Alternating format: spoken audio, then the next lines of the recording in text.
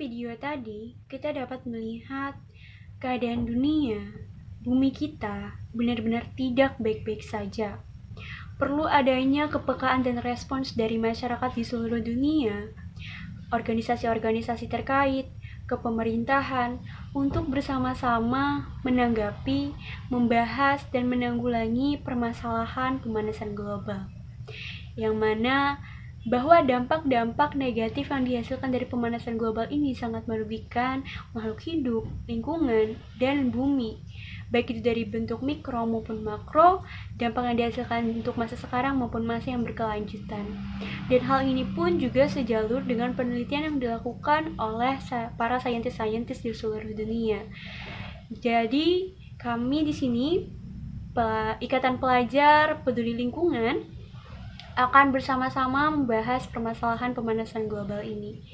Yang mana diskusi ini dilakukan secara online karena negara kita, Indonesia, dan beberapa negara di seluruh dunia sedang menghadapi permasalahan pandemi COVID-19 yang mengharuskan kita untuk melaksanakan aktivitas dari rumah. Jadi untuk teman-teman yang menonton video ini, tetap berada di rumah, stay safe, dan jaga kesehatan. Oke, di sini sudah ada Bang Juardi Kesuma, lalu Mbak Amelia Purnama. Hai Mbak Salwa. Ada Mbak Mutiara, Mbak Rita, dan Mbak Belva. Saya sendiri Syarifah Salwa, Mbak Salwa. Oke, di sini kami akan bahas permasalahan mengenai pemanasan global atau global warming. Pertama, saya akan berdiskusi terlebih dahulu dengan Bang Juardi. Oke, Bang, di sini ya, di lapangan nih, misalkan di Indonesia, banyak sekali masyarakat yang tidak mengerti apa sih sebenarnya pemanasan global itu.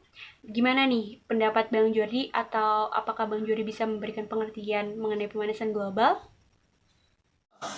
Pemanasan global adalah fenomena perubahan iklim drastis akibat kenaikan suhu rata-rata pada atmosfer laut darat bumi, yang mana kenaikan suhu seperti laporan NASA menyebutkan bahwa suhu bumi saat ini sudah melonjak 7% lebih panas dibandingkan 5.000 tahun silam.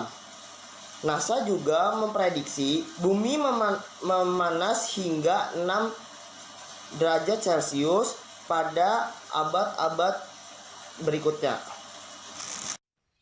Oh, prediksinya benar-benar menakutkan ya. Sangat merugikan kita, manusia, makhluk hidup, lingkungan, dan juga bumi jika tidak segera ditanggulangi. Oke, sekarang ke Mbak Belva nih. Biasanya ya, Mbak, suatu masalah itu kan akan timbul dikarenakan penyebab-penyebab dari masalah tersebut. Nah, begitu juga dengan permasalahan global warming ini. Apa sih penyebab-penyebab dari pemanasan global ini? Pemanasan global disebabkan oleh meningkatnya efek rumah kaca atau greenhouse effect, di mana peningkatan efek rumah kaca ini diakibatkan oleh beberapa aktivitas-aktivitas manusia, salah satunya di sektor transportasi dan industri. Oke, tadi ada yang menarik nih mengenai efek rumah kaca atau greenhouse effect ya, yang mana merupakan penyebab dari pemanasan global. Nah, gimana sih mekanisme atau proses pembentukan gas rumah kaca itu sendiri? Jadi, proses terjadinya efek rumah kaca yang pertama, sinar matahari mencapai atmosfer bumi, sebagian akan dikembalikan ke luar angkasa. Lalu, sinar yang masuk ke bumi diserap oleh tanah dan lautan untuk menghantarkan bumi. Kemudian, panas dari bumi kembali terpancar ke angkasa. Panas yang dipancarkan ini terperangkap oleh gas rumah kaca di atmosfer. Aktivitas manusia seperti membakar bahan bakar fosil, pembukaan lahan dengan dibakar, juga meningkatkan gas rumah kaca yang dilepaskan ke atmosfer. Akhirnya, menyebabkan suhu bumi meningkat dan menyebabkan pemanasan global. Oke, sekarang kita beralih ke Bang Juardi lagi. Gimana nih? Biasanya kan ada permasalahan yang diperbincangkan. Nah, biasanya ada penelitian-penelitian yang dilakukan oleh saintis-saintis terpercaya di seluruh dunia. Kira-kira ada bukti ilmiah apa mengenai pemanasan global ini? Oke, Bang, bisa dijelaskan. Gejala pemanasan global. Bukti ilmiah. Gejala pemanasan global dibuktikan oleh berbagai macam data-data eksperimen oleh para ilmuwan sebagai berikut. 1. Data pengukuran Scholar yang diambil dari seluruh daerah Glaster. 2. Data pengukuran kadar CO2 di atmosfer. 3. Data analisis suhu rata-rata bumi persatuan waktu. 4. Data adanya perubahan spesies dengan habitatnya. Oke, sekarang kita ke Mbak Rita Melinda. Gini ya Mbak, seperti yang saya bilang sebelumnya tadi bahwa beberapa negara di seluruh dunia termasuk negara Indonesia tengah menghadapi masalah pandemi COVID-19 yang mana ini mengharuskan negara untuk mengeluarkan kebijakan-kebijakan untuk memutus rantai penyebaran COVID-19 ini seperti kebijakan karantina mandiri di rumah, ada kebijakan lockdown, terus ada kebijakan PSBB. Gimana nih dengan kebijakan-kebijakan tersebut? Apakah kebijakan tersebut berpengaruh terhadap keadaan lingkungan? Apakah kebijakan tersebut dapat mempengaruhi atau mengurangi pemanasan global di negara kita dan negara-negara di seluruh dunia? Oke, jadi dampak positif COVID-19 yang pertama adalah polusi menurun. Karena sebagian besar negara meminta masyarakatnya untuk tetap diam di rumah dan melakukan segala aktivitasnya di rumah. Yang kedua, lapisan ozon mulai membaik. Kondisi ini dipengaruhi oleh kurangnya penggunaan zat-zat kimia seperti klorofluorokarbon atau CFC secara global. Terlebih lagi, tak ada kegiatan aktivitas industri selama pandemi COVID-19. Baik, sekarang kita beralih ke Mbak Amelia Purnama. Oke Mbak Amel, seperti yang dikatakan oleh Mbak Belva sebelumnya ya, bahwa penyebab dari pemanasan global itu dari sektor transportasi dan industri. Nah, dari sektor transportasi gimana sih tanggapan Mbak Amel tentang sektor transportasi yang dapat menyebabkan pemanasan global? Dan dengan adanya COVID-19 ini, apakah itu berpengaruh terhadap sektor transportasi juga yang dapat mempengaruhi atau menimbulkan pemanasan global? Gimana nih Mbak? Ya, terima kasih kepada Mbak Salwa yang sudah memberikan saya kesempatan untuk mengeluarkan pendapat dan berpartisipasi dalam masalah ini. Ada dampak positif dari COVID-19 yang membawa perubahan besar dengan adanya diadakan sistem lockdown dan PSBB ini. Dikutip dari CNN.com, sektor transportasi menyumbang 23% dari emisi global. Penyumbang utamanya yaitu berkendara dan penerbangan, yakni 72% dan 11% dari efek rumah kaca dan emisi karbon. Nah, dari sektor transportasi sendiri mempunyai dampak yang buruk bagi kesehatan, yakni berjangkitnya berbagai penyakit pernapasan oleh polusi udara. Nah, pada tahun 2020 ini, emisi global diperkirakan turun sebesar 0,3%. Hal ini terjadi karena diberlakukannya sistem PSBB dan lockdown tadi yang mengakibatkan manusia mulai merubah kebiasaannya, seperti mengkarantina diri dengan tidak berkendara keluar rumah, mengurangi bepergian keluar dengan penerbangan, nyaris mengurangi polusi udara sebesar 50%. Nah, hal inilah yang menyebabkan perubahan besar pada pemanasan global. Oke, terima kasih kepada Mbak Salwa dan pendengar setia Ikatan Pelajar Peduli Lingkungan. Jadi sekarang saya akan bahas materi mengenai aktivitas industri yang dapat meningkatkan pemanasan global. Nah, aktivitas industri biasanya menggunakan bahan bakar fosil untuk bahan bakar kegiatan industri, yang mana aktivitas ini tentunya dapat meningkatkan konsentrasi karbon dioksida CO2 di atmosfer dan dapat meningkatkan emisi gas rumah kaca. Kemudian bahan kimia buatan lain yang dapat meningkatkan gas emisi rumah kaca itu juga ada CFC, yang mana CFC merupakan gas yang sulit terurai jika dilepaskan ke atmosfer. Jadi jika gas CFC ini dilepaskan ke atmosfer, maka zat-zat yang mengandung klorin ini akan dipecah oleh sinar matahari, dan klorin dapat bereaksi dan menghancurkan molekul-molekul ozon pada lapisan ozon sehingga memberikan lubang pada lapisan ozon. Nah, lapisan ozon sendiri adalah lapisan pelindung bumi, yang mana lapisan ini melindungi bumi dari sinar ultraviolet. Nah, jika lapisan ozon ini hancur, maka sinar ultraviolet dapat menerobos atmosfer dan dengan mudah masuk ke bumi. Jika terus-menerus dibiarkan, maka sinar ini dapat menimbulkan penyakit kanker kulit pada manusia.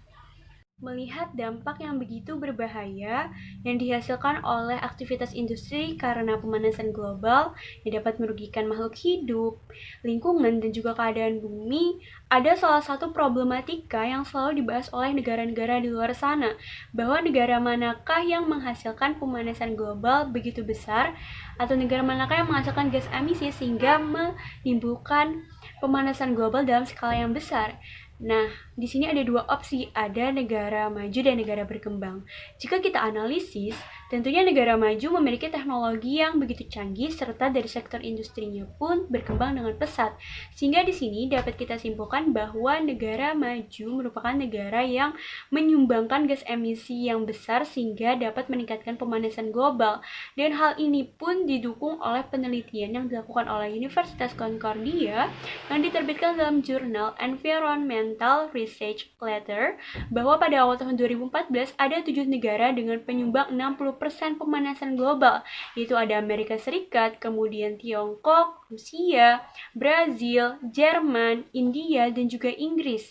Nah, ketujuh negara ini menyumbangkan 60% pemanasan global sebelum tahun 2005, dan Amerika Serikat itu menyumbangkan peningkatan suhu sebesar 0,15 derajat atau sekitar 20% dari peningkatan temperatur planet ini.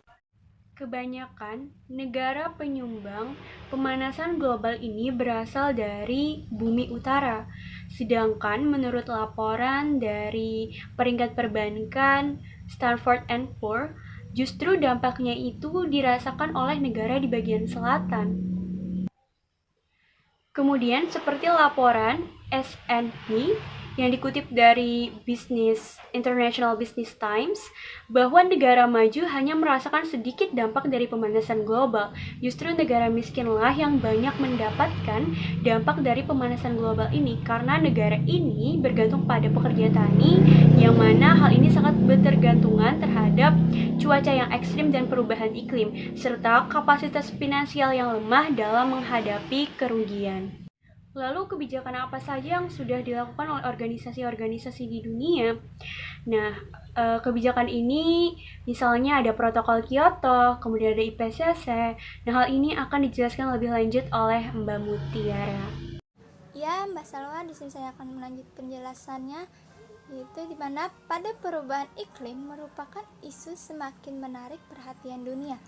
Dampak perubahan iklim yang bisa kita lihat sekarang ini seperti kenaikan permukaan air laut dan juga gelombang panas yang intensif, merupakan beberapa fenomena yang sudah diprediksi oleh para ilmuwan sejak lama. Bahkan belum lama ini, berita mengenai gelombang panas yang menghantam Eropa dan Amerika juga menjadi perhatian dunia. Mengingat betapa seriusnya masalah ini, upaya menanggulangi perubahan iklim menjadi agenda negara-negara di dunia. Salah satu contohnya adalah dengan adanya konferensi perubahan iklim PBB di Paris atau The Paris Agreement yang diadakan pada 12 Desember 2015. Tujuan utama konversi tersebut adalah mendorong negara-negara agar lebih responsif dan mengambil langkah untuk menjaga kenaikan suhu global di bawah 2 derajat Celcius dan bahkan menekan sampai 1,5 derajat Celcius.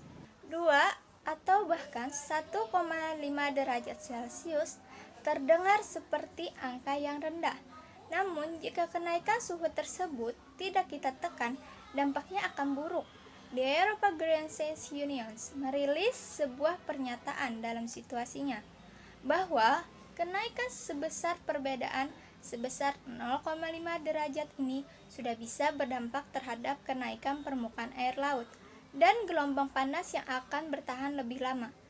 Kenaikan suhu juga akan memiliki dampak yang berbeda terhadap wilayah yang berbeda di bumi. Laporan IPCC menyatakan bahwa manusia akan berhadapan dengan perubahan dalam bidang iklim dan pangan. IPCC juga membahas pemanfaatan lahan dan perubahan iklim. Meski pemanfaatan lahan bisa membantu mengatasi perubahan iklim, emisi gas rumah kaca juga harus dikurangi agar target penekanan kenaikan suhu global bisa tercapai. Oke, jadi jika kita simpulkan, pemanasan global atau global warming ini disebabkan oleh meningkatnya gas emisi rumah kaca. Lalu, faktor apa saja yang dapat meningkatkan gas emisi rumah kaca ini? Itu dari tadi ada contohnya 2. Itu ada faktor transportasi dan ada faktor industri. Nah, kemudian banyak sekali dampak-dampak yang dihasilkan dari pemanasan global ini terhadap kehidupan makhluk hidup, terhadap lingkungan, dan terhadap keadaan bumi. Nah, lalu juga ada kebijakan-kebijakan yang dilakukan oleh negara-negara di seluruh dunia untuk menanggapi dan membahas permasalahan mengenai pemanasan global ini. Oke, jadi sampai sini dahulu diskusi online dari kami. Semoga bermanfaat dan bisa menambah pengetahuan ya, karena di sini kita saling sharing. Oke. Terima kasih kepada Mbak dan Abang ini telah menyempatkan waktu untuk diskusi online. Oke, terima kasih atas waktunya. Wassalamualaikum warahmatullahi wabarakatuh.